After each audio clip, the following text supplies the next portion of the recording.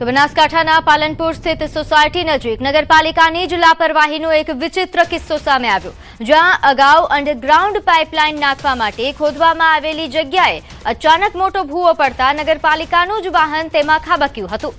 ખાડા પૂરવામાં કે યોગ્ય સમારકામ કરવામાં દાખવવામાં આવેલી એક વેઠના કારણે સર્જાયેલ આ ભૂવામાં પોતાનું જ વાહન ફસાતા નગરપાલિકાની નબળી કામગીરીની પોલ છતી થઈ ગઈ છે અને સ્થાનિકોમાં ભારે હાસ્યાસ્પદ ચર્ચા સાથે આક્રોશ પણ જોવા મળી રહ્યો છે।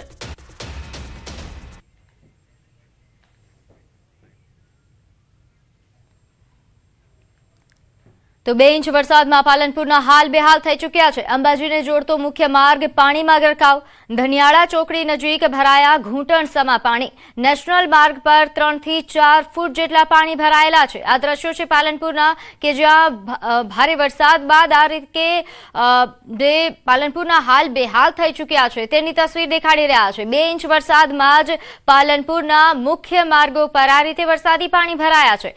અંબાજીને જોડતો મુખ્ય માર્ગ સંપૂર્ણ પાણીમાં ગરકાવ દેખાઈ રહ્યો છે। ચોકડી પર ઘૂંટણસમા પાણી ભરાયા છે, જેના કારણે અહીંથી વાહનોને પસાર થવામાં હાલાકી થઈ રહી છે।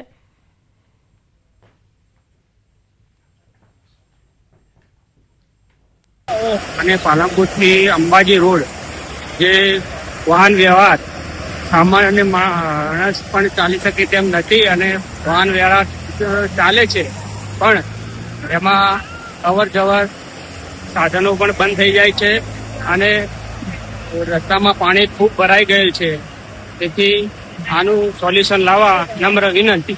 આ પરિસ્થિતિ એવી કે વરસાદી પાણીમાં બહુ ભરાઈ ગયું છે। અહીંયા ખાડા ખબોચિયા પડી ગયા, કોઈ રિક્ષા કે સાધન ચાલી કે એમ જ નથી।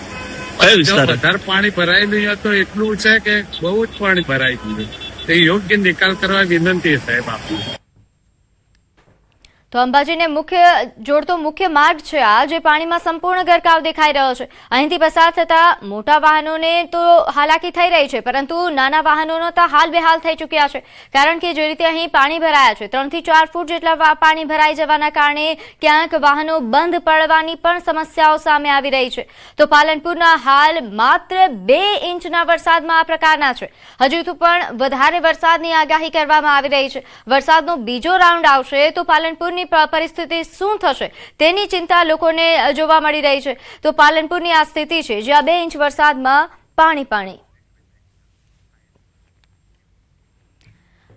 તો 8 કલાકમાં 128 તાલુકામાં વરસાદ ખાબક્યો। અમીરગઢ પાલનપુરમાં 1.5 ઇંચ વરસાદ, મહેમદાવાદ અને દસક્રોઈમાં પણ 1.5 ઇંચ વરસાદ પડ્યો છે।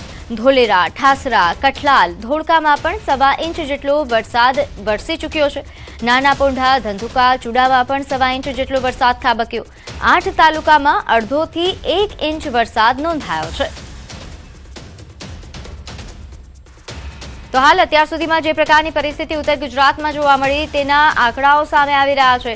આ ઉપરાંત મધ્ય ગુજરાતમાં પણ કારણ કે વરસાદ છે ત્યાં પણ વરસાદ 1 ઇંચ જેટલો નોંધાયો છે। 8 કલાકની અંદર 128 તાલુકામાં વરસાદ ખાબક્યો છે।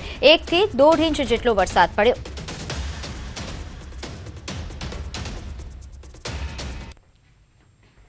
તો 2 ઇંચ વરસાદમાં પાલનપુરના હાલ બેહાલ થયા। શહેરના અનેક વિસ્તારો ડૂબ્યા છે। કલેક્ટર, મામલેદાર કચેરીમાં પાણી ભરાઈ ચૂક્યા છે। કચેરી આગળ પાણી ભરાતા લોકોને મુશ્કેલી, પાણી ભરાતા અરજદારોને મુશ્કેલી થઈ રહી છે। કચેરીમાં આવતા અધિકારીઓ, અરજદારો પાણીની વચ્ચેથી પસાર થઈને પહોંચી રહ્યા છે। ઘણા લોકો તો અહીં વાહનો તેમના અટવાઈ રહ્યા છે, બગડી રહ્યા છે, જેના કારણે તેમને હાલાકી ભોગવવાનો વારો આવ્યો। તો 2 ઇંચ વરસાદમાં પાલનપુર પાણી થઈ ચૂક્યું છે। અહીં મામલતદાર કચેરી પાસે પણ આ રીતે પાણી ભરાયા છે, જેના કારણે અરજદારોએ હાલાકી ભોગવવી પડે છે।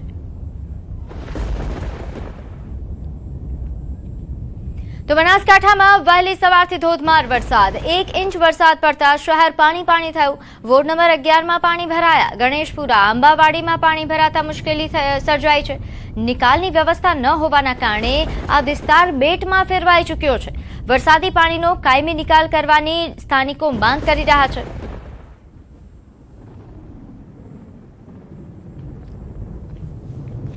તો વાવથરાદના સવાપુરા ગામના ખેડૂતો કોન્ટ્રાક્ટરની બેદરકારીના કારણે ભારે મુશ્કેલીમાં છે।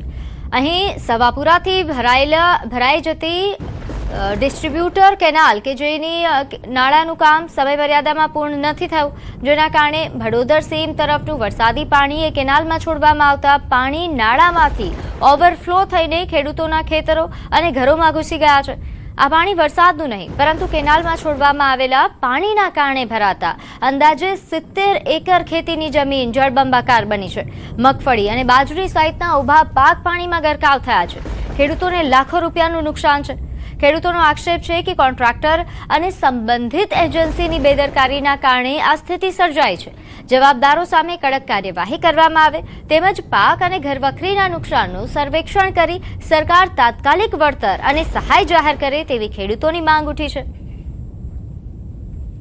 આ કામ કરતા એની મિલીભગતના કારણે આ કામ ચાલુ થયો નહીં અને વરસાદ થઈ ગયો એટલે ભડોદર સોઈયા પડ્યા જ છે.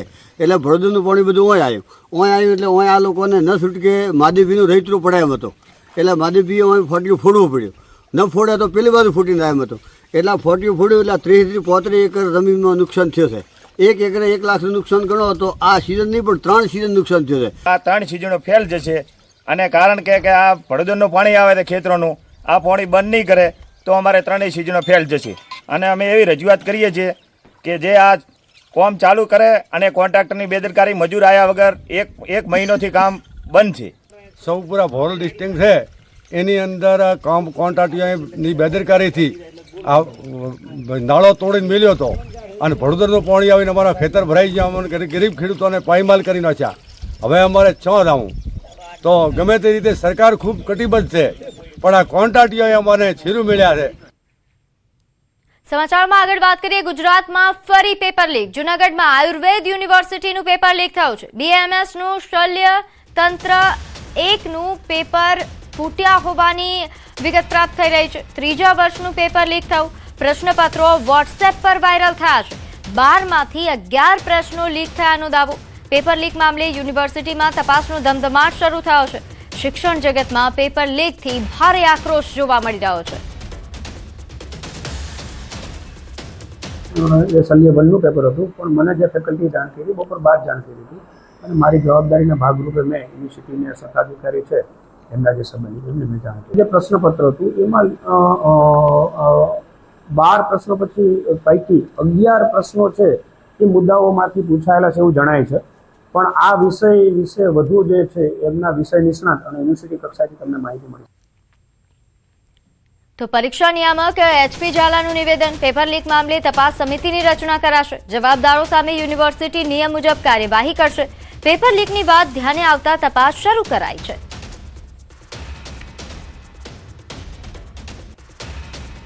દેશભરમાં નીટના પેપર લીક બાદ જે પ્રકારે ઉહાપો મચ્યો છે ત્યારે જ ગુજરાત આયુર્વેદ યુનિવર્સિટીનું BAMSનું 3જા વર્ષનું જે પેપર છે શલ્યતંત્રનું પેપર છે તે ફૂટ્યું છે અને જે વોટ્સએપમાં વાયરલ થયું છે. 12માંથી 11 મુદ્દાઓ વોટ્સએપમાં વાયરલ થયા તે પ્રકારની ચર્ચા છે. તેને લઈને પરીક્ષા નિયામક શ્રી ઝાલા સાહેબ છે તેમની સાથે વાત કરીશું. શું કહેશો સાહેબ, જે પેપર લીકની આખી વાત આવી છે શું આમાં તથ્ય? જેમ તમે કીધું એ પ્રમાણે 3જા વર્ષનું જે પેપર છે શલ્યતંત્રનું, એવી અમને જે દિવસે પેપર હતું 20 તારીખના એ દિવસે ફરિયાદ આવી હતી.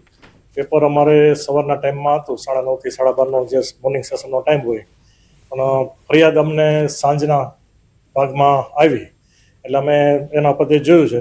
પણ એમાં સંભાવના પહેલાં અમારી પાસે પહોંચ્યું એવું નથી થયું. પરીક્ષા પૂરી થઈ ગઈ હતી એટલે એમાં ખરેખર થયું છે કે નહીં, પેપર લીક થયું છે કે શું, એ અમારે તપાસ કરવી પડે એવું છે. તો પહેલાં જેના દ્વારા થયું છે એને પણ પૂછીને આપણે આગળની કાર્યવાહી કરી શકાશે. અને અમારા જે રેગ્યુલેશન પ્રમાણેના છે એ પ્રમાણે અમે લેશું અને એના ઉપર કાર્યવાહી પણ જો હશે તો થશે.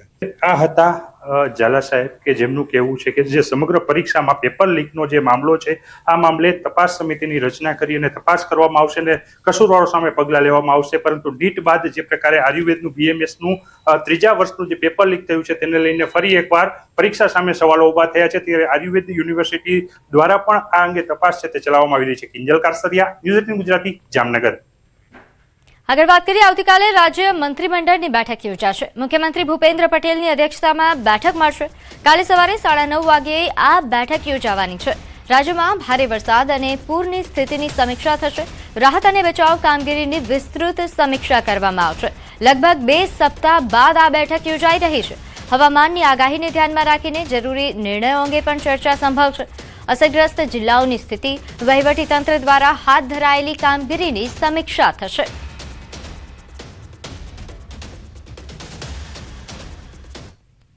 તો આગળ વાત કરીએ વાવથરાદમાં ગૌમાતાને રાજ્યમાતા જાહેર કરી રાષ્ટ્રમાતાનું સન્માન આપવાની માંગ સાથે રેલી યોજાઈ. ગૌસેવક, ગૌરક્ષકો અને મોટી સંખ્યામાં સાધુ સંતોએ કલેક્ટર કચેરી ખાતે પહોંચી આવેદનપત્ર રજૂ કર્યું. રાજ્યના વિવિધ તાલુકાઓમાંથી 5 લાખથી વધુ સહીઓ સાથે તૈયાર કરાયેલું આવેદનપત્ર કલેક્ટરને સોંપાયું. ગૌમાતાને સન્માન અને રક્ષણ આપવા અંગેની માંગ સાથે રજૂઆત કરવામાં આવી હતી.